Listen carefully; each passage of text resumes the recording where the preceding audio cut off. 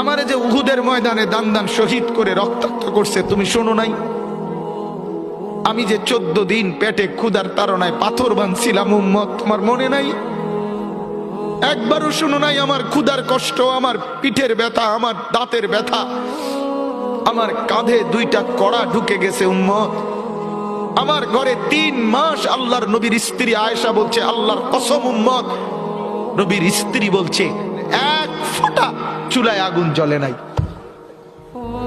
নওজোয়ান আপনারা বলেন বাপ, আজকে যাদের 1 বছর 6 মাস 2 বছর কোনদিন ফজরের নামাজ পড়েন না, দিনের পর দিন রাতের পর রাত যায়, এভাবেই 6 মাস, এভাবেই 1 বছর, এভাবেই 2 বছর, আপনি জানেনও না ফজরের ওয়াক্ত হয় কখন, ফজরের জামাত হয় কখন।